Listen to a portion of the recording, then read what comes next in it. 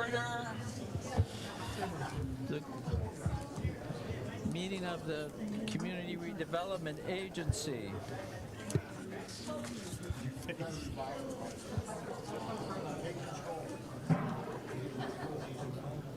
Well, the chief of police is blabbing.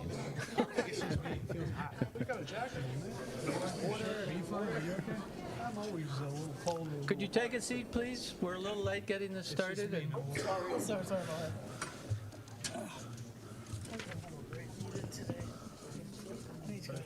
Mary, Madam Clerk, will you take the roll, I please? sure will. I'll be happy to. Vice Chair Rich, Here. Board Member Clark, Here. Board Member Collins, Here. Board Member Giobbe, Here. Board Member Reed, Here. Board Member Campenny, Here. Board Member Breckville. Here. Please stand for the Pledge of Allegiance. I pledge allegiance to the flag of the United States of America and to the republic for which it stands, one nation, under God, indivisible, with liberty and justice for all. I have a motion for the approval of the agenda. Second. Motion by Commissioner Collins, second by Commissioner Clark. All in favor? Aye. A motion for the approval of the minutes, please. Move approval of the minutes. Second. It's just the opposite, Madam Clerk. Motion by Commissioner I Clark. think you should put your hearing aids on. It's Mark Breckville who seconded it. Oh, it was Board Miss- member Breck. It doesn't make any I'm difference. sorry, Board Member I'm just Breckville. keeping it moving. All in favor? Aye. Any comments from the public on non-agenda items? Do we have any green cards, Madam Clerk? Oh, here we go. Oh. Non-agenda. Remember, this is not non-agenda items. Okay, wow.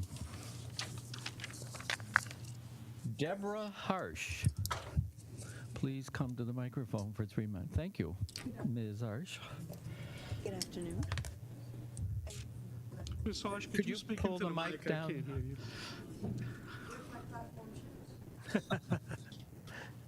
Good afternoon, Mr. Mayor, City Council, members, staff, and my fellow public constituents.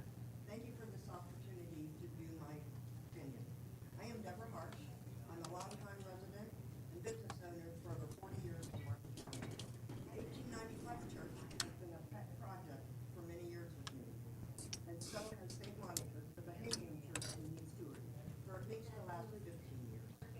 I have known Robert and Olga Hamilton for many years, and their dedication to Chief. restoring the first church in Stewart back to its original facade takes a lot of faith and dedication.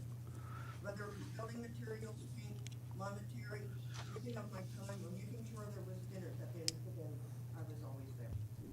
We all thought the event program was a gift from above. We watched the incompetent company that destroyed the core bones of the church on the taxpayers' dime. And being that the city of Stewart was the watchdog over this project of the historic building, it is amazing that little or no inspection by the city. Hopefully, all faulty work that was done to the church can be rectified. And, oh, there you go. Thank you. And the original bones of the church will be reconstructed and moved back to its historic state. Thank you for your time and consideration into saving the 1895 church and making it a landmark that generations to come will know and appreciate the history of Potsdam. Thank you. Thank you, Mrs. Harsh. Olga Hamilton. Welcome, Mrs. Hamilton. Ms. Hamilton.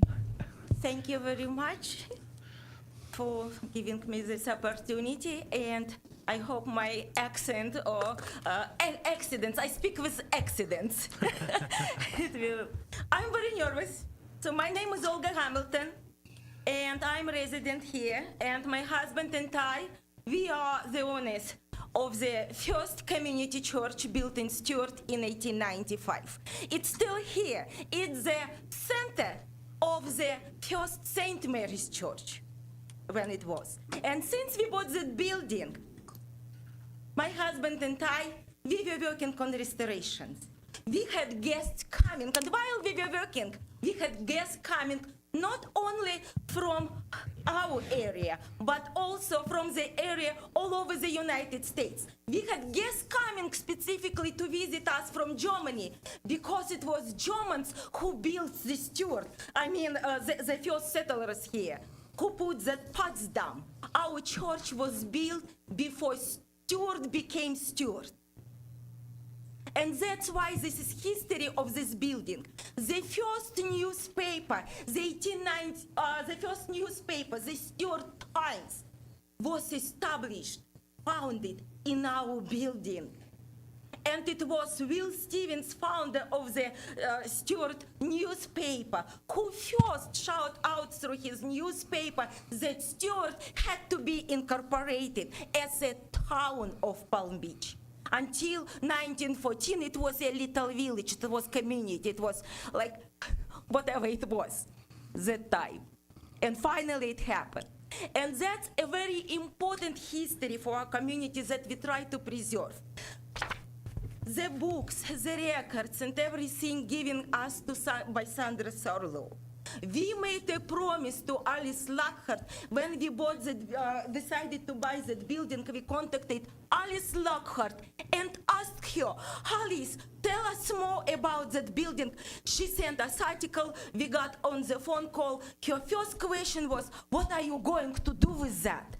And we will preserve it. We will open to the public as it was since 1996. We were with the heritage, Stuart Heritage, we were on the tours. It's all in newspapers. We have been cooperating with the Stuart Heritage Museum since we opened the building. People would come to us, I would send them to the Stuart Heritage Museum. They would go to the Stuart Heritage Museum, Stuart Heritage Museum sent to us. Now, what we have now?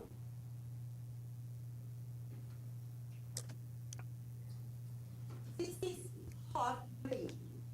This is done by the Patriot Response Group. This is the window installation. Hot starts everything out. This is roof. Roof, I just reported to the Stuart Building Department a floor.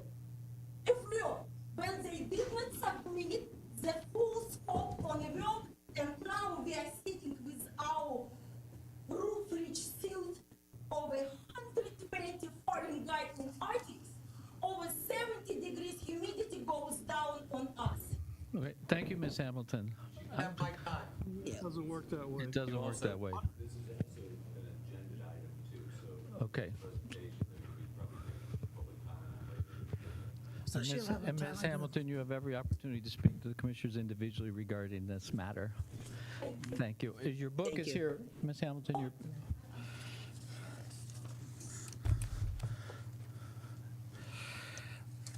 Robert Hamilton. He was giving his time. Damage severe that was done to the structure of the church. We have written everybody in the city, including the city manager and everybody. It's in detail. What was done is tremendous damage to our personal property that we've been restoring for 4.5 years. I've attempted to sit down with everybody, and nobody wants to deal with the elephant in the room. I'm faced with a difficult situation. I've had several meetings with Brian Mass' office, and there's another one coming up. What was done here, our community needs to have the teeth to deal with this. Our city manager, in my opinion, needs to deal with this. I sent him documentation. Nobody ever responds. So we come here. My wife upset, brought in tears by these people over here. That man says, I'm gonna fix it, but you're not gonna like it. It's not about me liking it. They took the frames out. There's water leaking in. It's butchery. Really take the time to look at what we've sent you people. You know, we just voted new commissioners in here, and we will come back here every time and keep voting new people in until our community is fixed. And with all due respect, I'm sorry, you had a responsibility, sir, to take care of us. The city manager should have contacted us and said, I want to sit down with you. We know we can't sit with the whole board. We know the sunshine law. What was done here is terrible. We are removing those windows, We are not paying for those windows. We will not sign the documentation on those windows. They destroyed our personal property. And I apologize for getting upset. 4.5 years I've been over there like a little church mouse. I met with David Dias originally, Alice Luckhart, Chuck Geary, whoever was in the city planning. We had a plan from years ago. This just didn't pop up overnight. And the butchers come to town and destroy our building. I want it fixed. They've been terminated by the Guardian Group, and that's fine. Canal's been working with me, but we are not paying for those windows and that installation. They severely damaged the property. And I apologize for getting upset. Thank you for your time. Thank you, Mr. Hamilton. Lori Goss.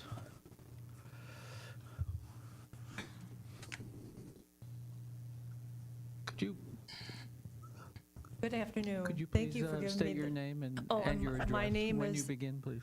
My name is Lori Goss. My address is 1182 Southeast Mendoza, Port St. Lucie, Florida. I just wanted to comment about the fact that I'm an artist. Olga, too, is an artist, and what's been nice about the church is that we've been able to create pieces. People come in, and, you know, some people will purchase items as well, but the problem has been is that a good portion of what we create goes back into the reconstruction of the church. Our goal ultimately was, wouldn't it be nice to be able to replace the steeple, put that back up? Unfortunately, I'm not sure when that might happen, but Olga, too, runs the church out of the inside of the building, and that's her revenue. I'm at a standstill right now because I don't have any opportunity to sell anything at all either. So it's hurt us financially as well with the lack of proper construction of the building, which probably should have been done within 3-4 months, and it just drags on and on. So that was about all I wanted to say, so thank you so much. Thank you, Ms. Goss. Mr. Chair? Yes? Before you go on, if we have an agenda item for this, if they're speaking now, they won't be able to speak correct. during the agenda item. No. So they should know that in case they want to wait for the agenda Mr. City item. Manager, are they in fact speaking on? Well, I mean, there is an agenda, it's the report, I think, on your agenda is the CDBG? CDBG grant, the regular funding, the funding that he received for the windows was that CDBG grant. The reason that it's on the agenda was to provide the explanation for their emails and respond to them. So they No. just may want to wait till. No, I that would, gets well, we forward. only have one more speaker. Mr. Forster, are you speaking regarding this issue, in fact? Are you? I can only concur with what they said. Okay, well, then we will hold off and wait for the item to pop up on the agenda. Comments by board members. Mr. Reed, Commissioner Reed, I have no comments. Commissioner Giobi. I have some questions. I don't know that they could be answered today. I guess this job would certainly have had building department individuals, permit department individuals visiting upon the job. Commissioner, this is for, yes, No, it's just general comments. Oh, general comments, sorry. Okay. Commissioner We'll get Collins? that. Board Member Breckbill?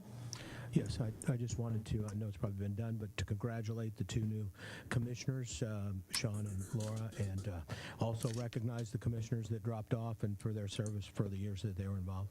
That's all. Thank you, Mark. Thanks, Mark. Board Member Campenny? Not at this time, except to say we're all board members up here, Okay. Mr. Chair. I'm And lucky he's here. congratulations. And it's nice to see Sean without his friend, the computer, in front of him. So, yes. Board Member Collins? I'm done. Board Member Clark? Welcome to the new members, and it's going to be interesting to just hear some of the explanations today. So the CRA is very, very important to our city, and people need to learn more about the CRA, the funding sources for the CRA, and really get involved and engage, because there's money that comes in, and we always need to find places to spend money and to do projects and to complete projects. And if there's some questions today, I'm willing to listen to them. I did hear the previous comments, and I did have lots of discussion with Mr. Hamilton, and I'm just glad that people are engaged, but we also need to be engaged very positively at the beginning, and this is our time, this is our budget time, and people just need to stay involved with CRA matters and not just come here when things are not good. So and I appreciate that. I know that Olga and Robert have been, Mr. and Mrs. Hamilton have been involved with us a long time and have participated. So we want to make sure that we do well with all the programs that we have. And I want to make sure that our new members use today and all the other days to really get involved with the CRA issues and how we keep our city vibrant by being involved with the CRA. I have no comments, so we'll move on to the first action item. Presentation of art vinyl wrapping on traffic control boxes. Good afternoon, board members. Jordan Pinkston, CRA Program Manager for the record. The Traffic Box Art Wrap Initiative enhances community character and celebrates the City of Stuart's natural beauty. Under this program, vinyl photographs are planned to be printed and installed on 13 traffic control boxes dispersed throughout the city's CRA. The initiative transforms traffic signal controller boxes from functional infrastructure into colorful and inspired works of art, all revolving around the city's environment and nature. The art is meant to contribute to the vitality and attractiveness of our community and enhance neighborhood identity, turning ordinary spaces into creative landmarks and promoting community dialogue. Many cities and counties are brightening their communities by enhancing the dull metal-plated traffic signal boxes with colorful themed photographs using a vinyl wrapping method. In the past few years, a similar project was completed in Palm City, Martin County.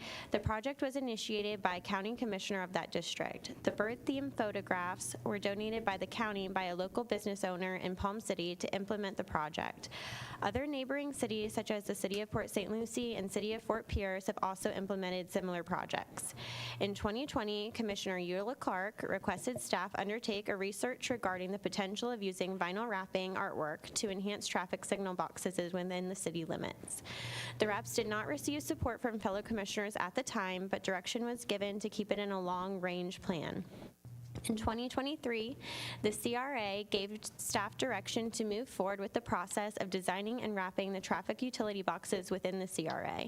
The board encouraged staff to showcase the natural beauty of Stuart by using photographs that reflected nature and landmarks. The goal is to add attractive and creative artwork along the CRA corridors and enhance the experience of residents and visitors. Beautification of the traffic signal boxes is consistent with the CRA plan and within the purview of the board. As part of the CRA's continuous mission to advocate and promote public art in the city of Stuart, the CRA reached out to multiple local photographers seeking sample portfolio images that would best represent the vision for the boxes. Stephen Martine was selected to provide the final artwork, and staff will be using ampersand to fabricate and install the vinyl wraps on each box. Currently, Martin County owns and maintains the boxes and improves the city wrapping. However, the maintenance agreement is being amended to reflect that it will be the city's responsibility to maintain the wraps in reasonable condition. The city of Stuart has 37 traffic boxes within the city limits. Of the total, there are 25 boxes within the community redevelopment area. However, Martin County staff has advised us that some of those within the CRA are warning beacons and do not have cabinets to wrap, and others are being reserved for a partnership with the FDOT to provide pedestrian safety messages on the cabinet wraps at key intersections along Federal Highway. The CRA will be moving forward with wrapping 13 boxes within the CRA. Staff strategically selected images for each of the traffic boxes based on the box's location and scenic backdrop. Alternate images may be necessary based on traffic box dimensions, visibility, and picture orientation and graphic quality, but staff will work with our vendor to determine which photo fits best. For each location, staff has selected the main image as our first choice and the smaller images as alternates. This traffic box is located on Northwest Green River Parkway and Dixie Highway, is the gateway to Haney Creek Preserve. The preserve provides this area with nature trails, lush landscape, and wildlife. The bee and bluebonnet flower photograph was actually taken at Haney Creek. This box is adjacent to nautical landscapes and marinas. The new landscape was recently planted around the box, which will further highlight the artwork. The red crab brings out the red in the bromeliads behind the box. Northwest Federal Highway and North River Boulevard. It's located near the Roosevelt Bridge, which overlooks the waterways and marinas. A great egret is a native bird to this area and will blend in with the natural environment. Northwest Federal Highway and Southwest Ocean Boulevard. This box abuts to the city's very own Shepherd's Park, and this location has water views with boats and marine life. A photo of mangrove will reflect the nature that you can find while you're walking the boardwalk. Southeast Ocean Boulevard and Southeast Georgia Avenue. This box is the closest one to Memorial Park, and Memorial Park is rich with nature, including beautiful banyan trees, and the banyan represents growth, strength, and self-awareness through reflection.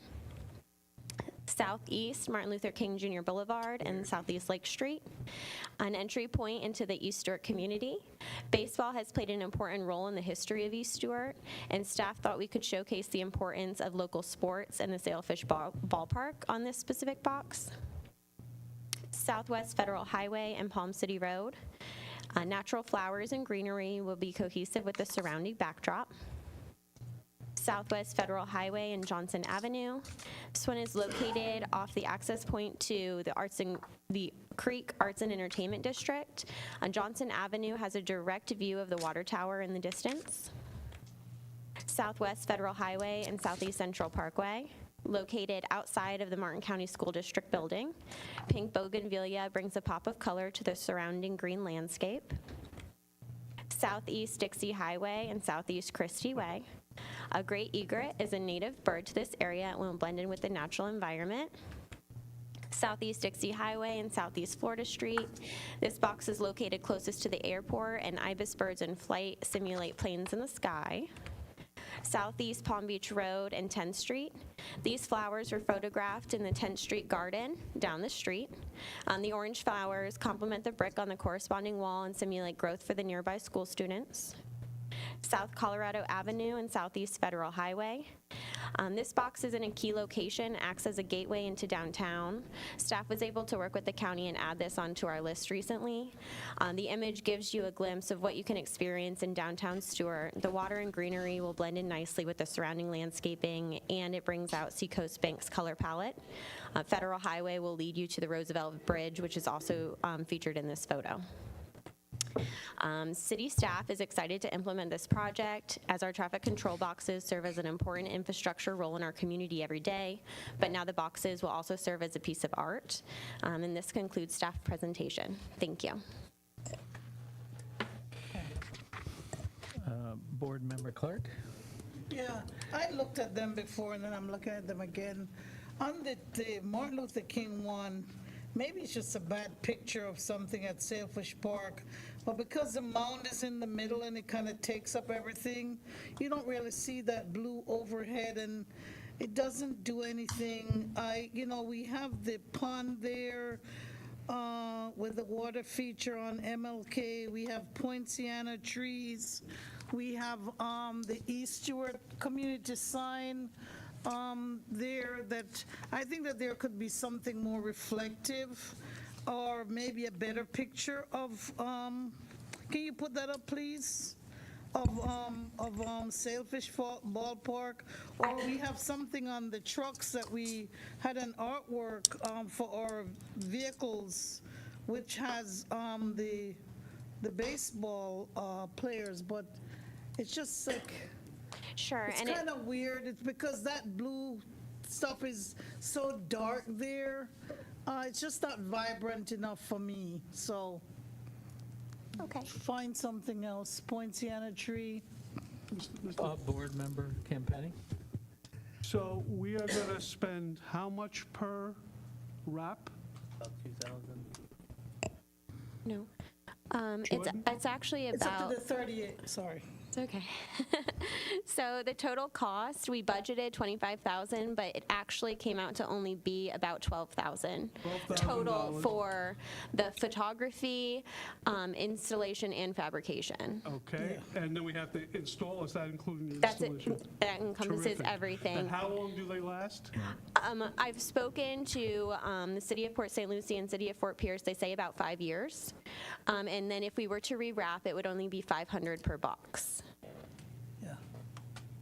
Well, they look very pretty, and we have artists in the room, and I have spent a fortune giving public art to the city. Yeah. But I think we could do more for our community with that money than wrap signal boxes. So I never supported this, and I'm still not convinced we should go forward with it. Board Member Breckville? Yeah, I must have missed this meeting. I don't remember. This was probably before I was on the board. But, I mean, this type of thing that you're talking about, I think that it makes sense in an area where it's walkable and people can take a look and they can see it.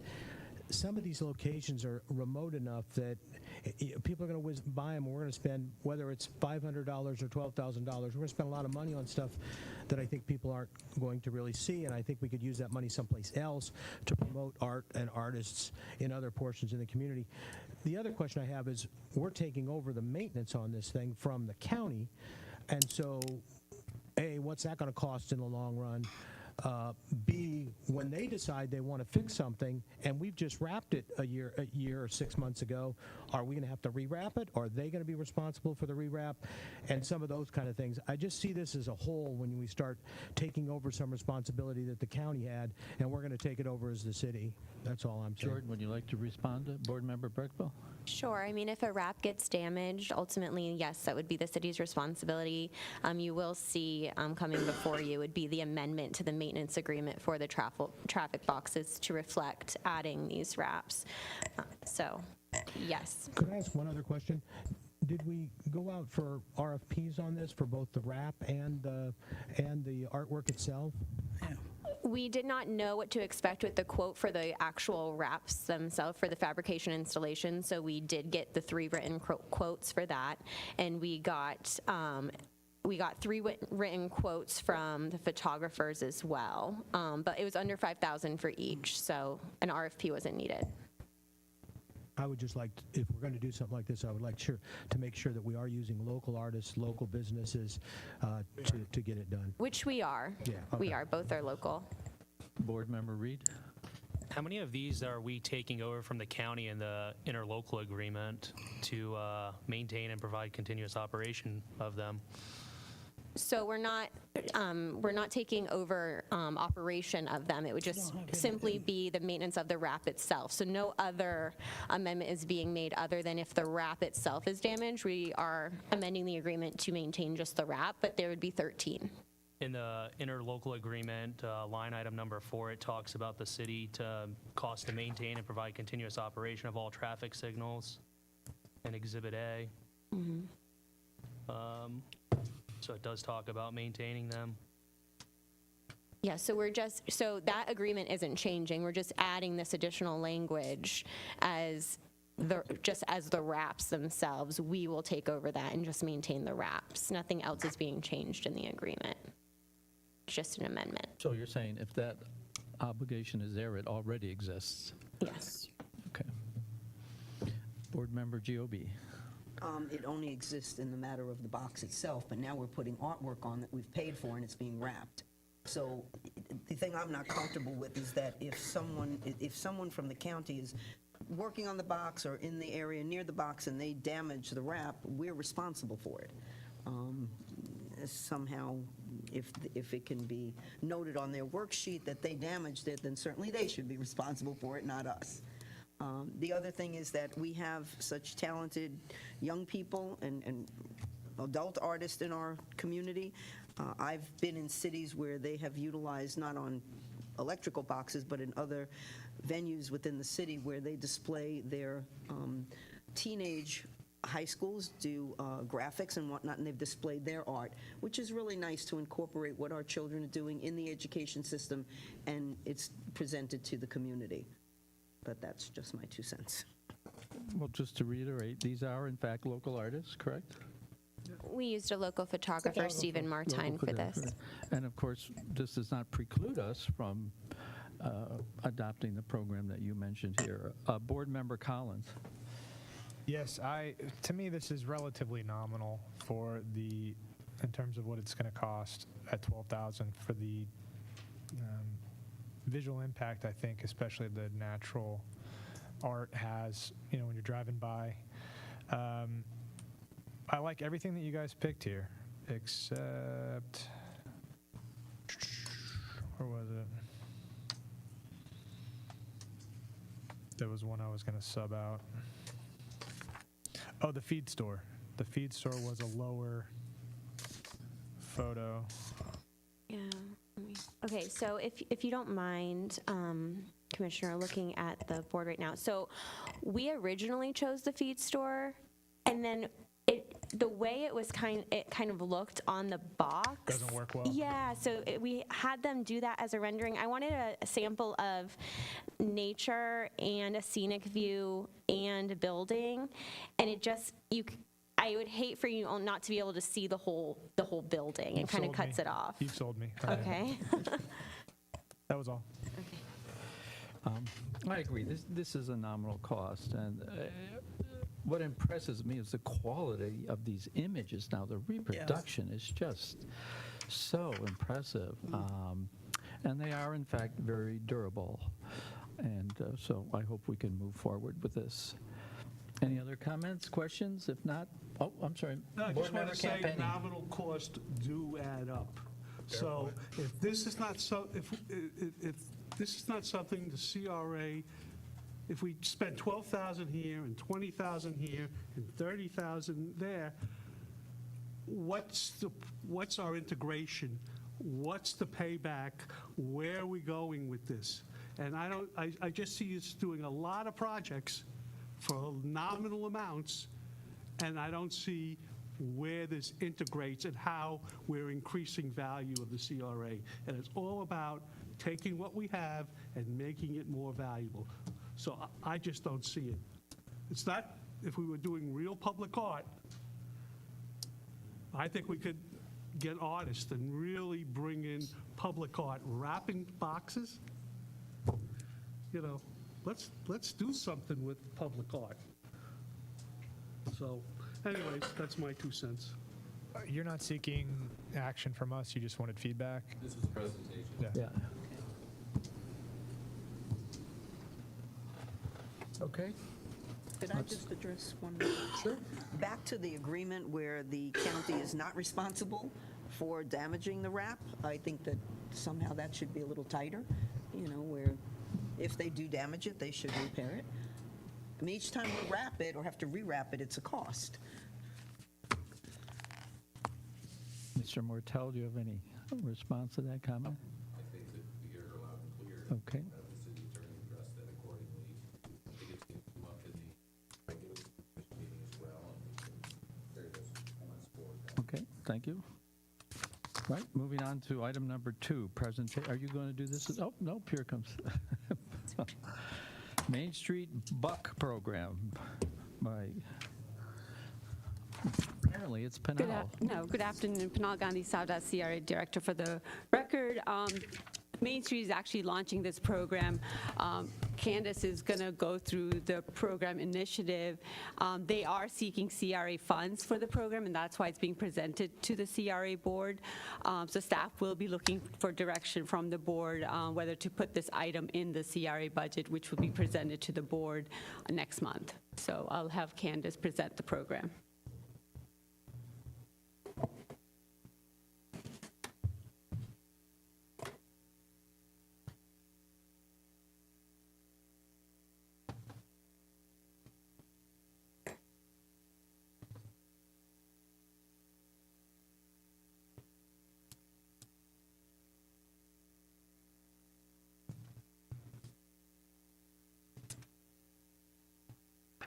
Sorry. Sorry for that delay.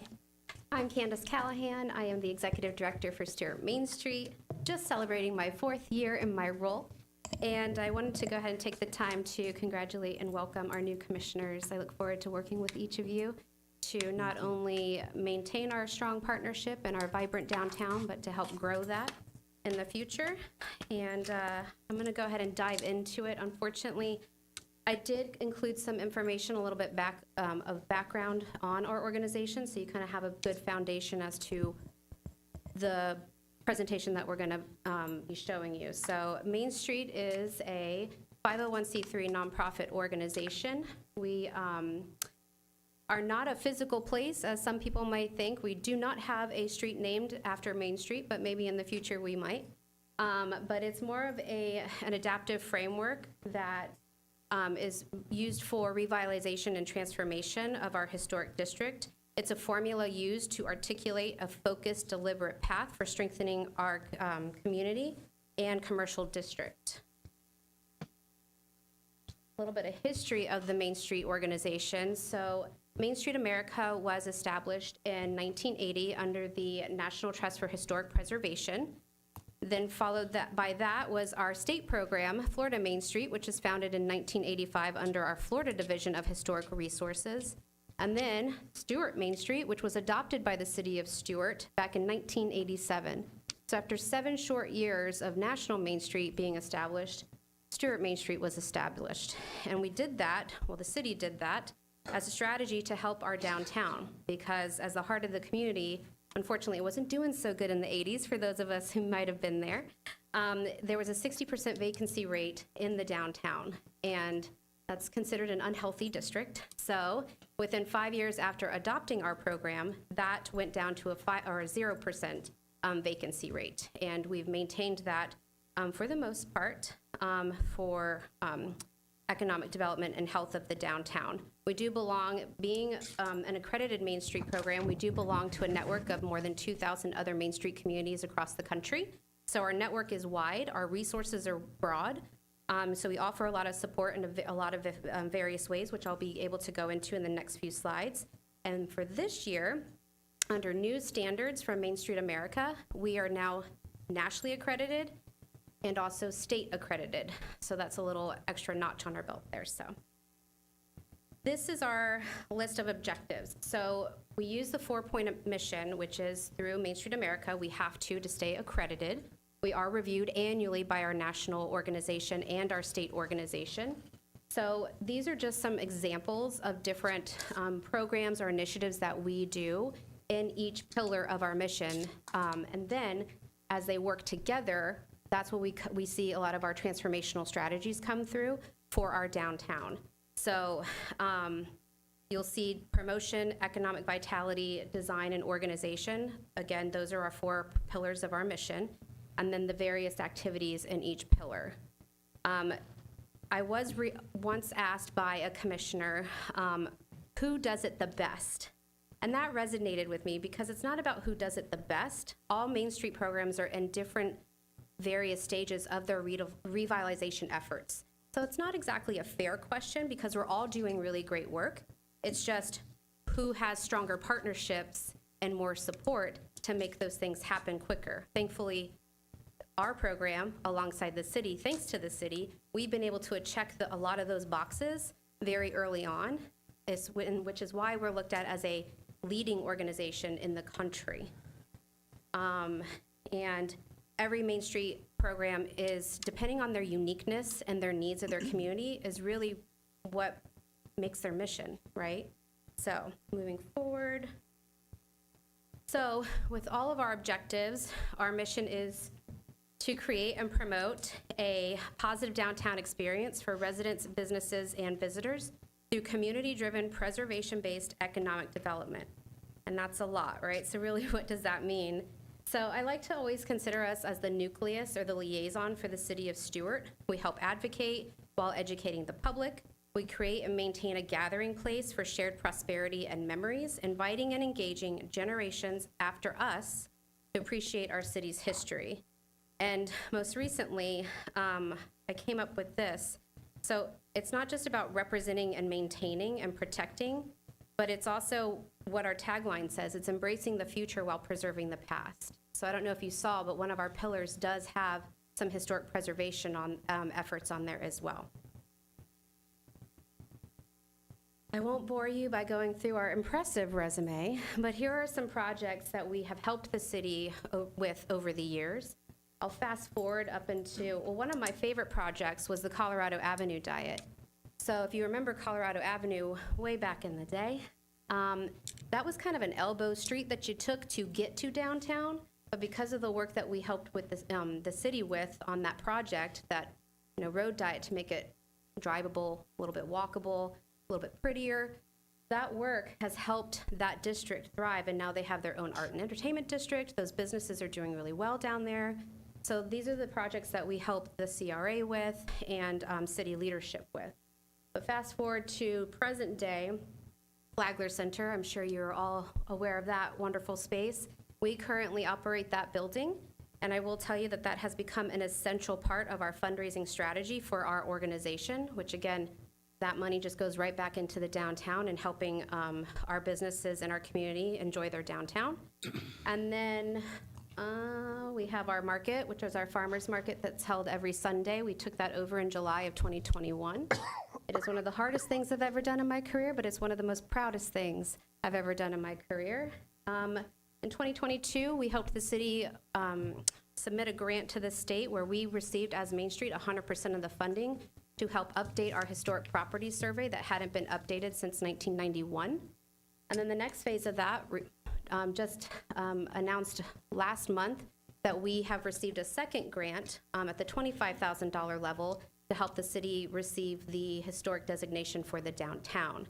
So again, the power of partnerships, right? So as a Main Street program, an accredited Main Street program, we're favored in a lot of these different grants that we can help the city with, different projects.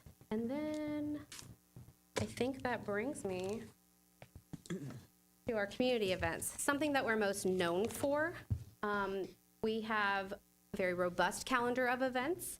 So we have 3 art and craft festivals that help generate $1.3 million of economic impact for the downtown and surrounding area. We have 2 Stewart strolls, which are like our sip and shops, and we have 3 sidewalk sales. Both of those really do help our small businesses directly. Our annual Earth Day cleanup, we've launched that last year. I believe some commissioners on the dais have assisted with that, so thank you very much. And then, of course, we have our Halloween event, which Hobgoblins on Main is celebrating its 25th anniversary this year. So put that on your calendars, please. You're all invited to come. And then our Christmas tree lighting, which is Christmas on Main, which is also celebrating its 25th anniversary this year. And our year-round events, I've already mentioned our farmers market every week. And then we also have Rock and River Walk on our banner, which is held every week. And then, of course, at Flagler Center, hosting of various events. We have about, on average, 250 that we manage there at that space. When we surveyed attendees at our events throughout the year, collectively, it's come out to 77% of our event attendees and visitors came specifically to our event or to our downtown to attend our event. And then 91% of that 77% said that they were either staying after or during, that they would be supporting our small businesses in our downtown. So we love to hear that. And we do that with very limited staff and volunteers and resources. So always looking for volunteers, little pitch there. Our impact, these are our cumulative stats. Unfortunately, they're not as, technology wasn't what it was. So unfortunately, I can't report from our inception, but this is close. So some pretty big numbers there of our program at work. We have about $2.5 million in public investment. We've helped generate almost $12 million in private. And then we have about 158 new jobs, 50 new businesses, which this year we'll be reporting some new businesses coming into our district here pretty soon. We're very excited about. And then in 2023, we logged about 2,700 volunteer hours, which equates to about $80,000 if you were to employ staff and that sort of thing. So now this brings me to my reason for being here. Sorry about that. And that was a Cliff Notes, and I'm out of breath, so forgive me. Let's get down to it. Downtown dollars. Downtown dollars, I'm here to seek your support for relaunching, and reintroducing our Downtown Dollars program, which we launched as a pilot in September of 2020 in partnership with the Downtown Business Association for our assistance in some COVID relief support for our small businesses. At the time, it was not electronic. I'm looking to take it to that, bring it up to 2024, make it electronic, make it a little easier for people that spend money in our district. So when we did it, we only had about a $2,000 budget. And that was used as a bonus buck program. So, you know, I'm sure you've seen it around the holidays where a restaurant might do, if you buy 25, you get 25. If you buy 50, you get 50.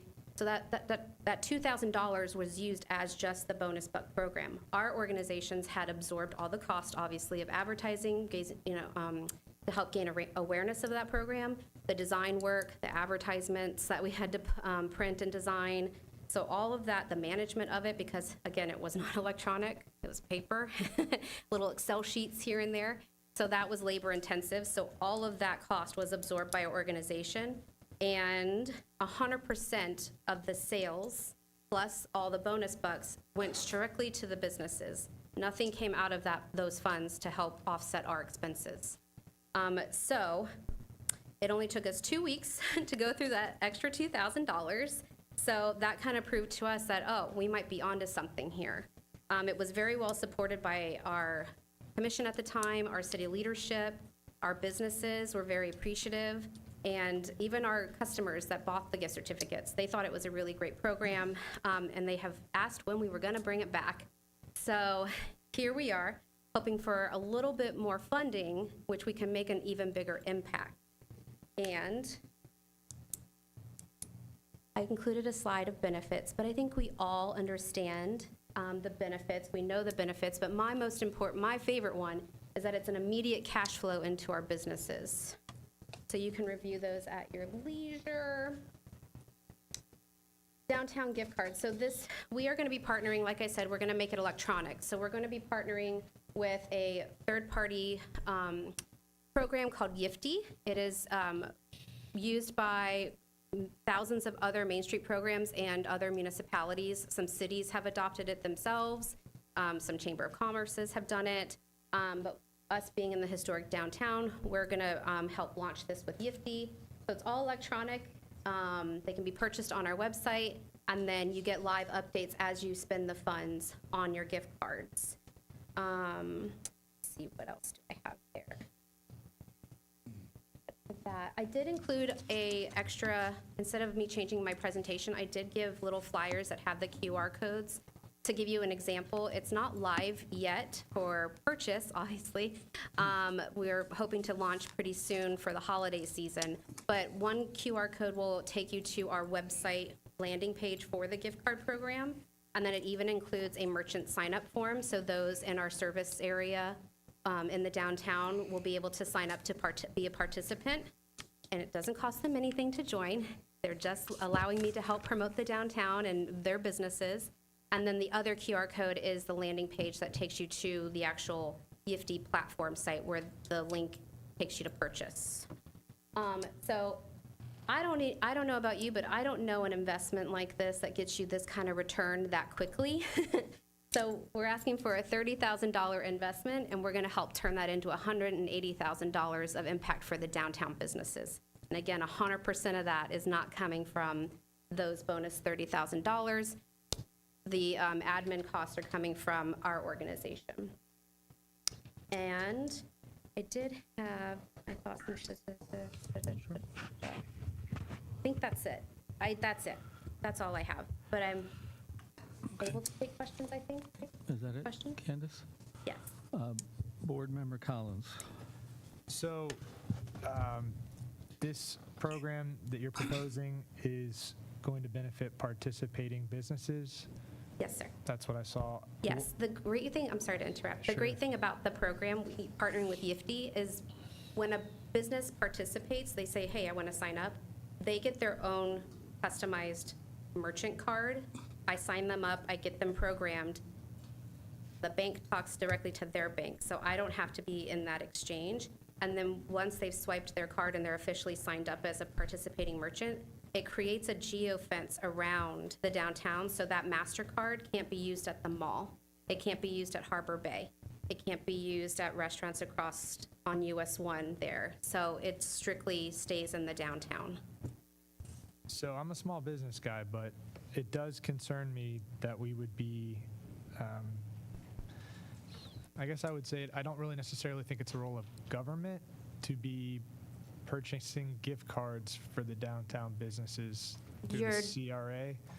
Well, you're not purchasing the gift cards. giving You're sponsoring, and it's a very $30,000. common practice. I can show you some examples at another time, but there are municipalities, like I said, who actually also do this program on their own without a Main Street. So like there's even the city of Boulder, I think, that is one of them, or the city of Wisconsin. There's all kinds of different cities that do it And themselves. I'm sure that there's a lot of places that do it. My point would be, if we're going to spend money, invest money, it should be to benefit all residents, right, with taxpayer dollars, not necessarily whatever subset of participating businesses. Well, I look at it as you're supporting the residents too, because you're giving them the opportunity to spend and support their local economy by giving them a bonus. So it's, Yes. who at first come, first serve, I say. And I'm all for them doing that in the free market. That was my only comments, is I'm not necessarily in favor of this. Board Member Reed? Sure, I have a couple questions. In prior years, what was appropriated towards this particular program? I know you mentioned that in prior years it existed, or did I not hear that correctly? I don't, I had just started with the organization when we launched this program. There was no funding because we wanted to do it as a pilot program to be able to come forward later on to ask for support for this. So that's what I'm doing here today. But yeah, at the first, like I said, we had from our organizations, we only at the time had $2,000 that we could afford to put into the program, so. And now that you guys are accredited, does it open you up to more grants that you're even able to apply for, or? Now we're talking about very different Yeah, things. yeah, So I have a our couple accreditation doesn't necessarily, we don't get funding for that. Being accredited helps us be better positioned for grants that we might apply for to help the city. So for instance, that historic property survey, had the city had gone after that grant, they would have had to provide a match to be able to get the award and then hire the contractor and all of those things. But as a Main Street program, and we put in the application, we got 100% of the funding. I mean, I had to pay my grant writer to manage that grant, but that's a whole nother. But yeah, these are very different topics, I think, in questions that you're asking. And as far as the business would be signing up for EFD to accept that So card in they're particular? technically signing up for us, like we're kind of like the solicitor, I would say. We want to do this new advertising campaign for the downtown. The businesses will sign up. We already have a similar program existing, but it's not a bonus buck program or anything like that. It's more of us giving gift certificates to the community when they enter our raffles or something like that. And we have a list of participating businesses that always participate in those. But we're trying to expand the footprint of that program by engaging more of the downtown and now more of the residents as well, So this by is incentivizing them. Yeah, so this is mainly for downtown. Our district is only downtown. downtown. Yeah. Gotcha. We only service the downtown because there's Main other Street. organizations, yeah, Main Street is only focused on the downtown. Because like I'm looking on their website, so it's only one user, there's not additional users, I guess? I'm just trying to understand it as well fully. I'm not understanding your question. Like for the merchant and the franchise cards, like you pay a flat fee of $29.95 a month and then it's $12. No, for each it's free of the- for us as a Okay. Main Street. Gotcha. So that, therefore, it's free for all of my merchants and all of our businesses that want to participate. Okay, Any other questions, Commissioner? that's it.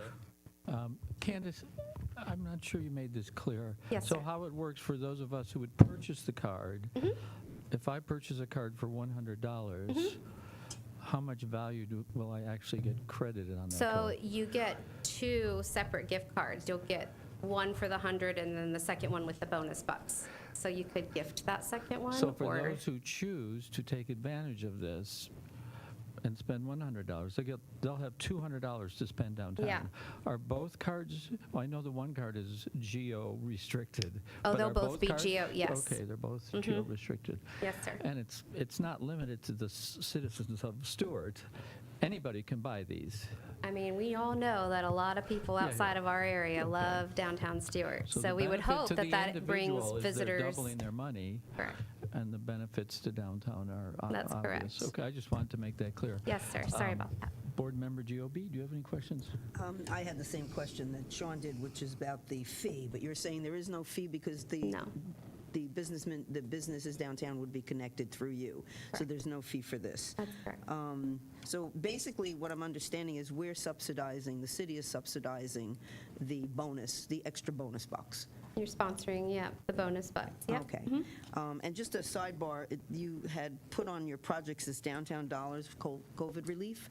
Were there any additional funds? I mean, many organizations and municipalities have had COVID funds and there's leftover monies. Does Main Street have leftover monies from COVID relief? We did not receive any funds other than a loan to help, obviously, help with our overhead during our organization's overhead and costs, whether it would be staff costs or we entered into the agreement for Flagler Center right when COVID was getting started. So we had some expenses there, obviously.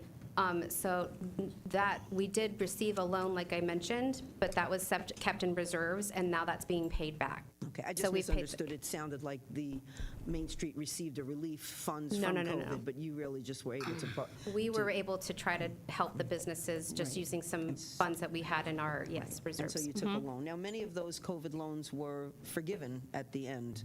We had two loans. One was forgiven, and this one was kept for reserve funds in case the inevitable happened, who knows? But that has been paid back, or that's being paid back. So one was forgiven, one was paid back. Okay, so technically, the If you money's want to, if we can have further conversations regarding our funding and sources during those times, we can definitely do that, but for this specific meeting, Right. I'd No, I like was to just stick saying, to so the there was agenda. some leftover funds. Oh, because you no, were- we didn't specifically receive fundings, and I think, But it was forgiven, the loan was forgiven. right. Right. So those monies were there, but you might have utilized them already. I was just. Oh, yeah. wondering how- okay. All right. You might have To used get them Flagler already. up and running after COVID, yeah, all those funds were probably, yes. Any additional question? Board Member Brickbill. Well, I just wanted to make a comment relative to that, just as clarification. The organization was eligible for some PPP funding, and then the other funding was through the EIDL loan, which was only a loan. It couldn't be forgiven. Okay. It had for nonprofits, it had a 2.75% interest rate. So that was the program. Yes, thank you for clarifying that for me, So, Mark. Relative to comments, if I just have, unless you're going down. No, go ahead. Okay. Just a couple questions. First of all, in general, I know you've got the, you've got the Green Market, and we've got the Flagler Center.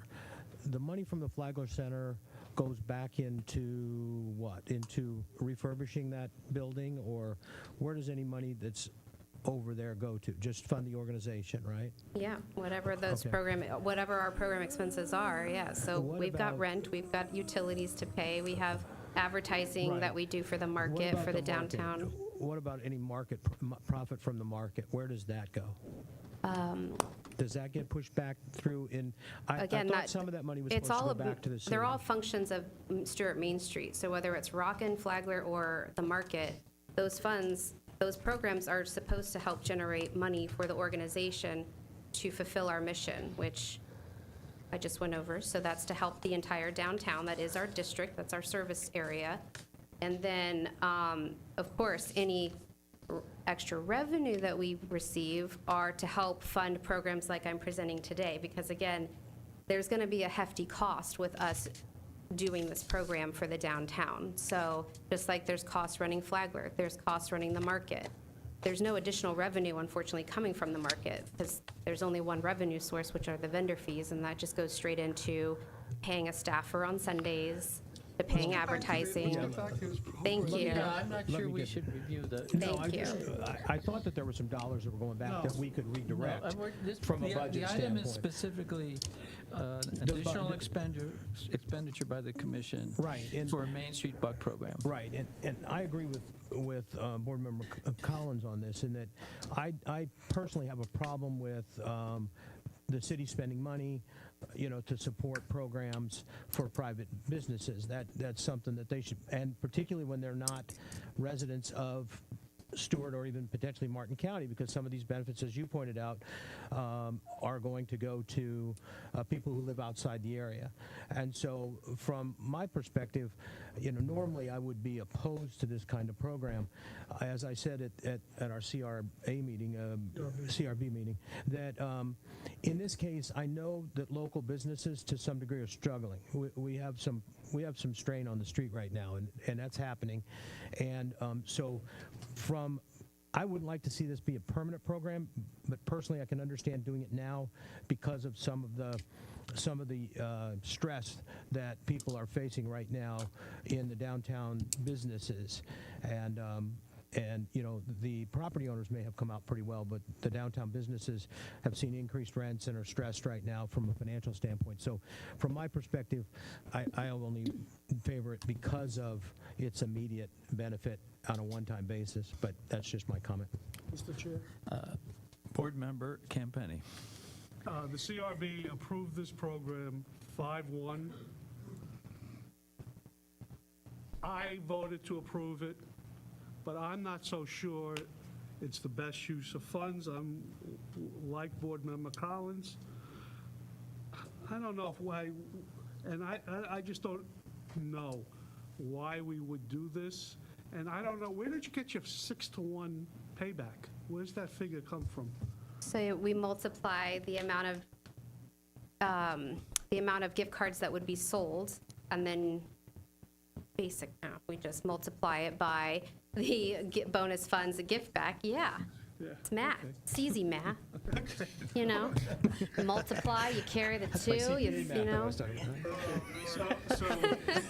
So I mean, so that's how we spend 20,000 here and 30,000 here and 15,000 here.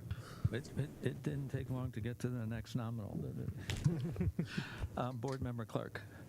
Yeah, so speaking of numbers, if this program is implemented, that would be a way that from the 30,000 to the 180,000 to show what's going on in downtown, so that if you ever maybe use it to apply for a grant or Yes. do something to really show Yes. what is happening, and to pinpoint the growth or the numbers that we can Yes. see. I think that if it's for a season, that's not a bad deal. As to the 30K, we're going through budget now, and you're asking for additional funds. We know that we give you money, you pay us money, and it's all like a wash with Yep. that 70. But maybe, I don't know what direction we need to give city manager to say, hey, look into it, see if there's the availability from the, because this is it, okay. Well, I'd say that, because it says presentation, so, and it didn't have us, any staff, What the CRA a director full. said is that if you give direction, she'll bring it back in the CRA budget. To allocate funding. Yeah, so Penal will provide, okay, all right. So I know that there's I just like to see, we talk about downtown all the time, and we talk about what makes a difference. To me, this gives a razor number of what makes a difference, and I don't think that we're gonna lose. It's a marketing, it's a branding, it's a part of the branding, and there's funds available from TIF funds and what we have for the downtown that we help with the Stewart Main Street. I really don't have a problem with it, because we need to find ways to make sure that if people are hurting downtown, yes, it may not be, but the businesses are downtown, and they're serving their purpose with bringing people into the city of Stewart, keeping things vibrant. maybe we may not do all 30,000, maybe it's a trial thing, you've gone from 2,000 with paper money, we maybe could do a smaller pilot program, but I think that it's something that could be a viable thing to help test really how viable our downtown is. So I'm making a motion that we move forward with this program. There's a motion. Mary, are we voting on this? We can vote. Yeah, right? I need a motion to add this into the budget. Yeah, we should Yeah. vote. and Okay, we have To a give her motion. direction, we should vote. Is there a second?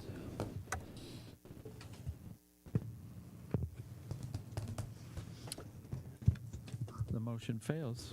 I think we have the direction you needed then, if the motion to go forward. Thank you, didn't happen. Candace. Thank you, Kansas. So no, don't put this in the budget. Next item is the CDBG, known as the Community Development Block Grant, for those of you not in city politics, Housing Rehabilitation Program update. And who will be? I'll Now? introduce the item again. So the city of Stewart received $750,000 in CDBG housing rehab grant back in 2021. With limited staff, we did contract with Guardian to provide the service to administer the grant. At that time, we didn't even have a grant administrator, so they are helping us apply the program in accordance with the federal and state requirements. We are required to provide assistance to minimum of 11 housing units, and there's also additional requirements that no less than 5 has to be low-income households, and no less than 2 has to be very low-income household. At that time, we also adopted a housing action plan. So as we received the applications, we did have to comply with the requirements of the housing action plan. We have Antonio and Don here to give us an update on all the projects that were funded and that are underway, and we do expect to complete the construction on those projects by the end of this year. So I'll let Antonio provide background of the program and where we are. Good afternoon. Again, my name is Antonio Jenkins, and this is Ms. Dawn Cobb. And I just gave you my introductory spiel. I was going to give you a brief background of the program, but she did a very good job of that. So what we're here to do today is give a brief verbal update of where we are to date with the projects and the progress moving forward. This will be given by individual homes. What I will do is start this particular process by describing the actions that are ongoing with the project, with the Hamilton project that you heard from earlier. That particular project, unfortunately, is one of the projects of 11, and it just didn't go to plan. I'm not going to get into a back and forth about the contractor and the homeowner. Here's what I will say. We've removed the contractor from the project. We're working to make it whole. The plan as it stands is to allow the homeowners to go out and find contractors that are eligible to participate in the program. They have the windows reinstalled in a manner that they are happy with. So we're going to do that to make them whole. Additionally, if there's an issue with the roof, but to date, the roof has passed, but if that comes to pass where it is reversed for whatever reason, we will also make that whole in the manner that we need to. As it relates to paying for the windows and any of the work that wasn't incomplete, there is a draft set forth to pay the contractor for what's just and due. That is not only to protect the program, but to protect the homeowner from any possible mechanical liens. As the program is set up, the contract for rehabilitation is strictly between the homeowner and the contractor. The city only acts as an overseer and an agent in that particular process. So that is what we're doing now to try and reconcile and make the process whole. So again, we are working with the homeowners to take care of that particular issue as quickly and as efficiently as possible. If there are any questions or any more comments from the homeowners and or the contractors who are both here today, I'll be glad to answer those after we give this particular update if they have any additional comments. But it's unfortunate, and we provided our apologies, and unfortunately sometimes apologies don't mean an awful lot till we get things reconciled. But we are in the process of reconciling that to ensure that in the end, the homeowners are made whole, that they're happy with the process, and then that it's a good representation for the city and the program at the very end of things before closeout. After that being said, I will pass over to Ms. Dawn Cobb here, and she will give you an update for the other projects that are active or pending active status here pretty soon. The next project is for Albert Brinkley at 815 Southeast Central Avenue. Final inspection was done today. Everything is past the building department. There is a small punch-out list that we are having the contractors go back and fix. Some of it is just, they got laminate countertops and they need to re-glue like a side cap on one that's loose, and clean up some doors like smudge marks and stuff because it's brand new. We want everything to be clean and pristine. But that has passed. Bruce Davis at 724 Southeast Bahama Avenue. This house is a demolition reconstruction. Demolition has been done on the property. It's in the process of getting the building plans submitted for the new construction of the home, and the contractor is waiting on electrical pole to be installed by FP&O, because you need to have that for the permitting. Margaret Brumfield at 1201 Southeast Sand Dollar Lane. Currently, the windows and doors are being installed as we speak.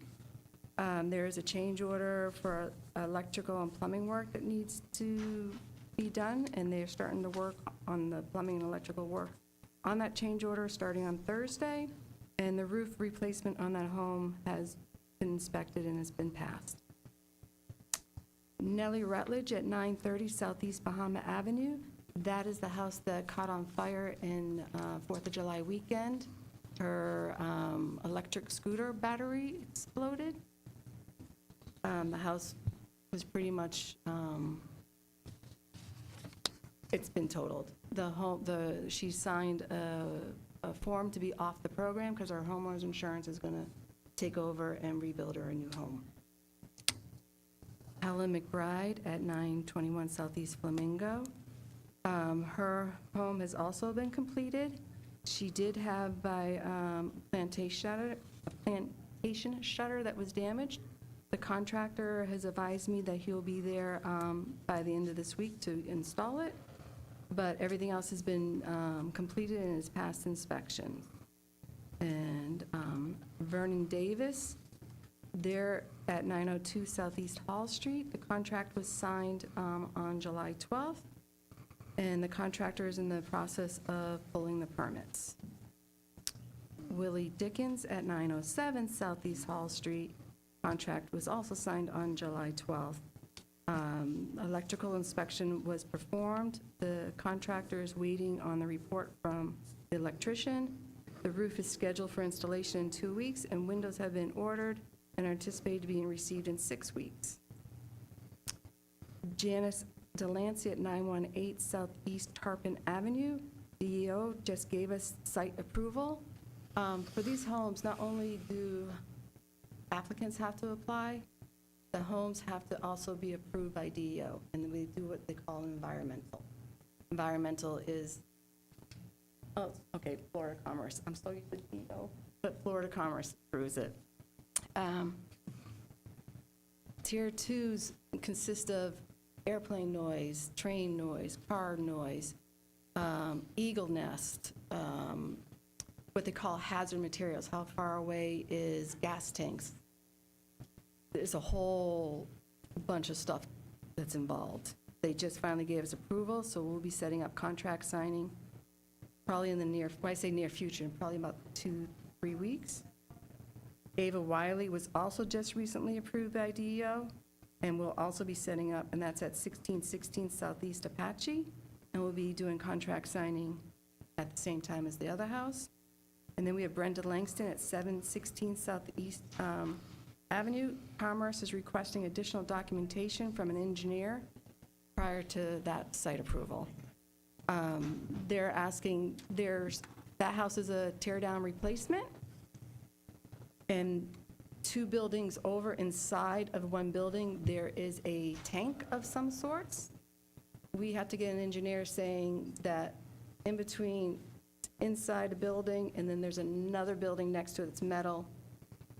If it explodes, how much damage would be done to the new house that's being built? And that's it. Thank you, is that it? Yeah. Board Member Breckbill, do you have any questions? No, I'm good. Board Member Campanelli? So that it's clear to everybody, the city is involved because it is a grant process that we have to request, correct? Yes, And it sir. has to come through us, Yes, sir. but then who picks the homes and how does that all work? We do. So we advertised for the program, and we received applications. We reviewed the applications, we ranked the applications. Those were presented to the city commission about a year and a half ago. And then once those were ranked, then we started inspecting those homes. And then maybe Antonio can kind of expand on how they got selected after the applications were submitted. Your housing assistance plan, that's the document that Mr. Nall described earlier, outlines how applications are advertised for, how applicants are advertised for, how they are vetted, how they are approved. Your housing assistance plan requires that homeowners are approved on a first come, first approved, meaning they submitted the application and all the backup documentation. You have to provide clear ownership, you have to provide income certifications and those things. So once those things have been vetted and approved, the applicants are put on a rank list based on the pledge that we've made for the come. A minimum of 2 of the homes have to be what they call very low income, or 30% of the area median income. Then another 5 have to be 50% or low income of the area median income, and the other 6 can rank up to 80% of the area median income. So once you have those folks, they're put on a list based on those rankings and brought before. So then what the is council. the city's responsibility in all this? I mean, Fiscal. something went wrong. I think we've all agreed that the church, something went wrong. And now the city is the one that has to sort it out. We do have building officials here. They've done inspection and cleared inspection on the roof. The window is something that is being worked out. The applicant is allowed to hire their own contractor. We're allowing them to hire their own contractor at their own choice, so that there's, that they're happy with the work to complete the work for the windows. So we are working through that process for the windows. My whole point is, when the city starts giving out someone else's money, Right. there's a problem. And the problem is, we're the fallback person, even though we don't hire the contractor. We don't, really pick the people per se. We pick it according to a plan that really we're told what the plan is in order to qualify. And when something goes wrong, we end up on the short end of the stick as if we have to now fix it. And I'm going to say, it may not be worth taking the money if this is the result.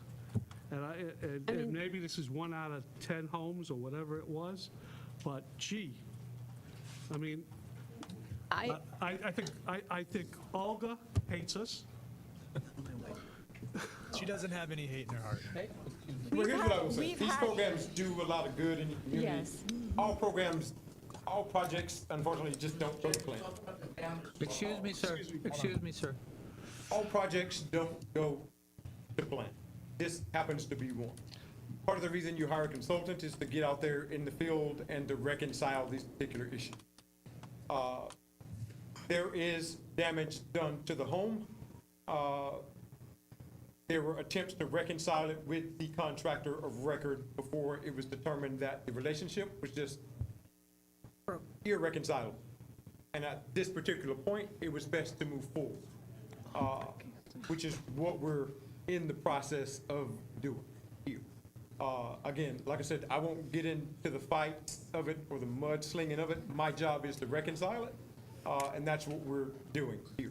And we hope to have that process taken care of here very shortly. And we've had successful applications. This is just one case with the contractor. So if you speak to the other 10 I have not heard anything from the other applicants. So unfortunately, this was one application with the contractor issue. Well, I don't want to say there's not complaints about any of the other projects. It's construction. People are living in the home. The issue is 99.999% of the time, we work them out in the field with the homeowner and the contractor. This one just happens to spill over publicly, for lack of a better phrase. And this is an evolving situation. You're saying you have this under control. You're going to make sure he's happy, right? And the city is going to make sure that you're making sure he's happy. That is correct. All right. There is an if oversight we need process. if and when we need to revisit this and make sure that this needs to be dealt with further, we will. Board Member Campani, did you have any additional comments or questions? Board Member Reed? Yeah, so what is the goal tonight? Because I see the poster board that Olga and Robert brought in, and I know there was questions about a ridge vent or something being covered up, and it almost looks like termite damage with windows being installed and screwed to that maybe from the window bucks. Well, here's the point. We had an engineer to come out to the home, working with the building department, because, again, we're only responsible for what we touch. There are some questions about termite damage at other parts of the wall. We had an engineer to come out.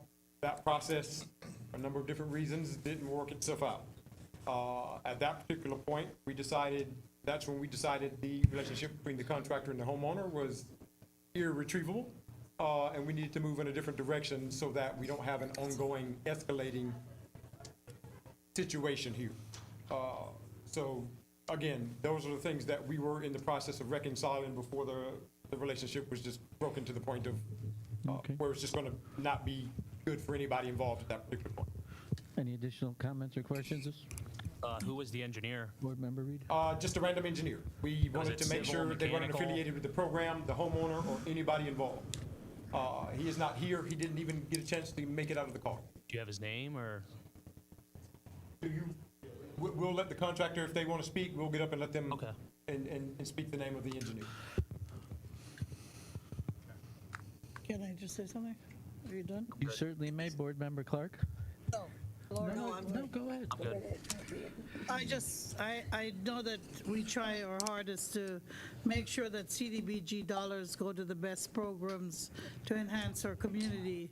But I know that some of the members who received this help have called me and said that, I don't know if you'd call it disrespect or lack of professionalism or whatever, and it may not have nothing to do with Ms. Cobb or you as to whom picked the different contractors and then the subcontractors that they send out to the home, but a lot of unprofessional stuff went on around those homes where they put their tools, what they do when they leave. They don't tell people when they're coming back 2 weeks later. There's a disposal can that's blocking mailboxes, that's doing all kinds of things. That there just needs to be more professionalism with whoever is chosen for this.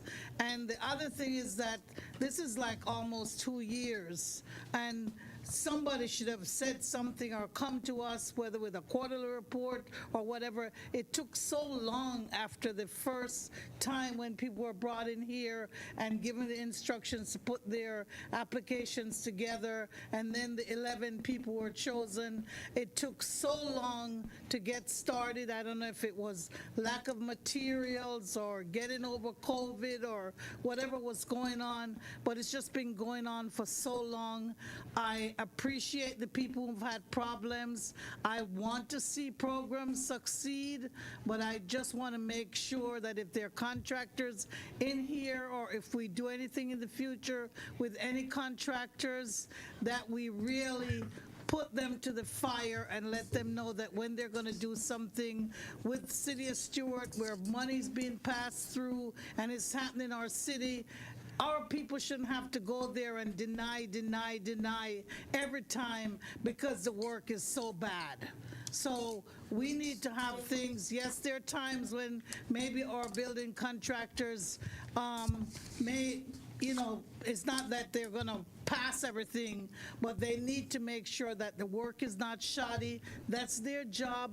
They're doing their job, and I think that this was just not a good experience for a lot of people. And I agree when you said to Commissioner Collins that if we're going to work on the issues, let's work on it. And we need to do that and get it resolved and make it successful. Here's what I'll say about the timeline. Believe it or not, we signed our first contract in January of 2024.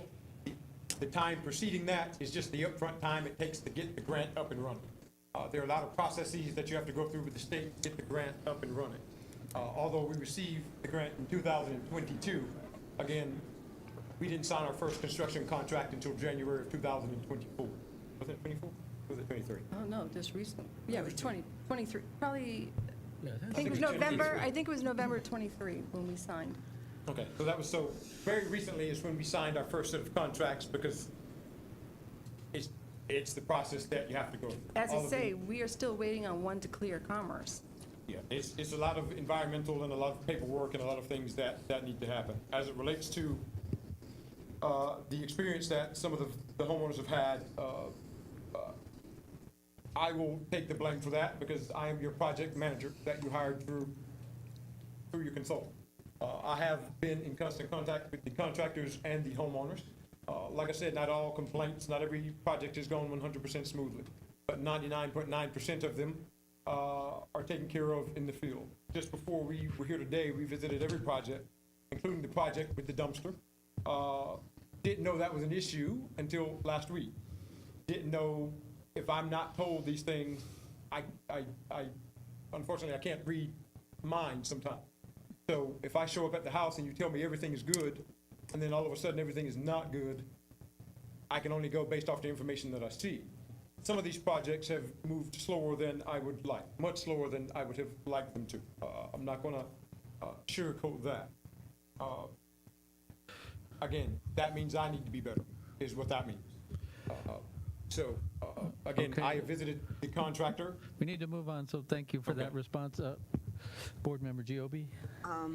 These CDB programs can be very helpful to a community, but the reality is the city is a conduit of this money, okay? So it falls back on the people who are doing the CDB program to monitor it, to go forward with it, where they need to take place and replace contractors. That's on you. It shouldn't come back to the city, and that what really happened in this case. And it could happen in future, but I think it really needs to be tightened up. If you're going to be a conduit, you get the money, we're passing it through, we're making it available, but then all of the other responsibility is on you and should not come back to the city. Well, unfortunately, the way your program works is that if we can't resolve it in the field, it does come back to the city. That is just the way the program is set up. And unfortunately, this was one project that we just couldn't resolve in the field. So it was inevitably going to end up here, and it will inevitably end up with me saying exactly what I just said, that we're in the process of reconciling the issue, and we hope to expedite that as quickly as possible. Okay, thank you. Thank you. Clearly, we need some answers. You're saying 99.9% are fine, and Commissioner Clark is saying that she's heard from a number of people with concerns and complaints. So I think the commission needs to take a closer look at this and, as you say, tighten it up. And there have been some very good points made. I don't think we need any action, Mr. Mortel, do we, regard? What? Public comment. Okay. Ellen has Could we have public comment, please, on this? Ellen.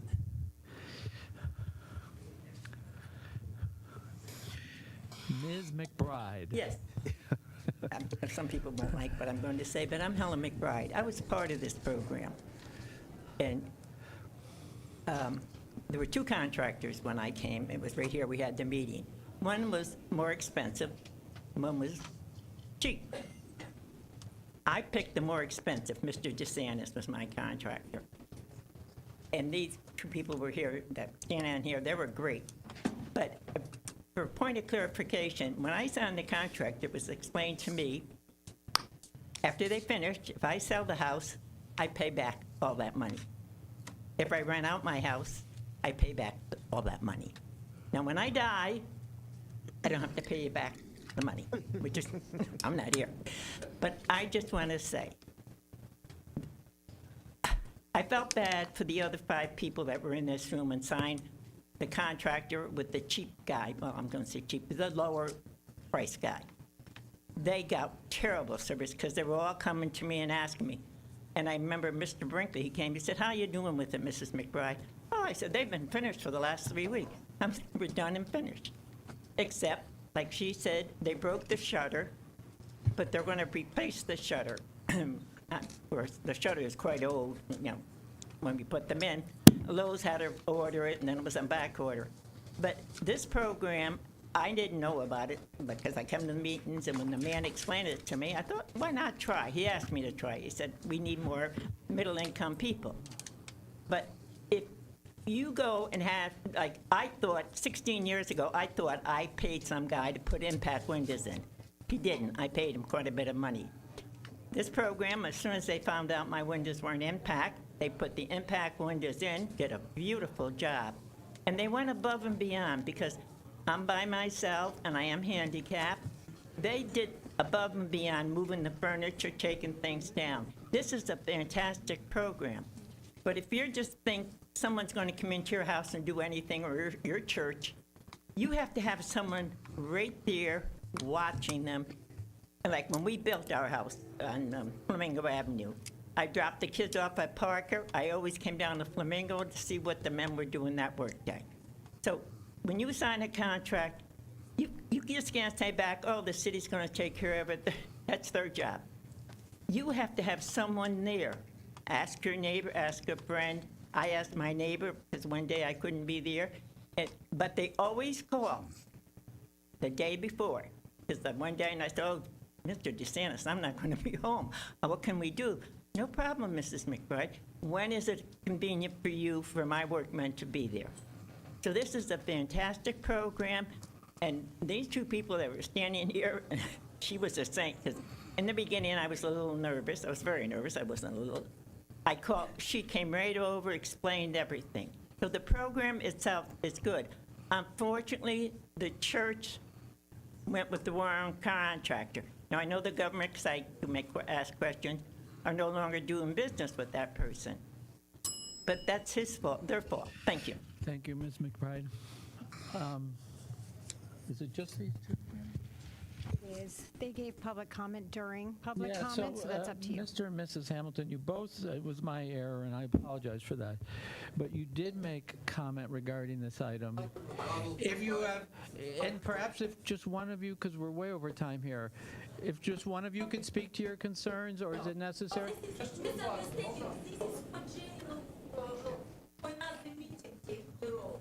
I'll just be brief. I just want to rebuttal to what Mr. Jenkins said. Major disagreement there, and here's why. He made the statement on the record in your room that we're going to reinstall these windows. They can never be reinstalled. The structural frame has to be put back in. That's what this is about. What it's about is somebody didn't read this right. It's in their own documents. And so the taxpayers, what Mr.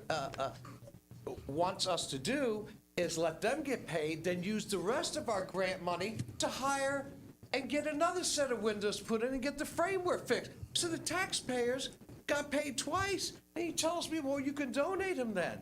No.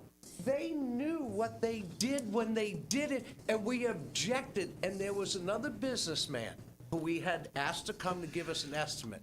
I didn't know the guy. He didn't know me.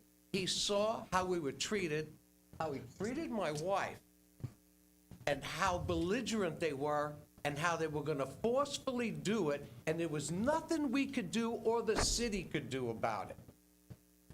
So I don't want to, Olga and I was talking at the general meeting, but I had to have that rebuttal because that was not accurate information. They're not being put back in, sir. Thank you, Mr. Hamilton. And I apologize. I'm upset. I'm confident that your concerns have got the attention of at least one commissioner, and that some of us will be out there visiting you, I would think, well, to I deal thank with you. this. And congratulations to the new two. I apologize for that. Congratulations. Thank you guys very much. Okay, I'm going to post for the, we're over time here, and you've learned the first superstition of commission meetings is when you look at an agenda and go, oh, that shouldn't take too long, don't ever say that. But I want to get going because people take time at the end of their workday to come here, and I want to accommodate them. Motion to Before adjourn. it's delayed. I'm going, yes. So I'm going to adjourn this meeting. Postpone the last agenda. Yes, do we need to vote on that? Yeah, well, you need to put it into the. Put it on. All in favor? Thank you.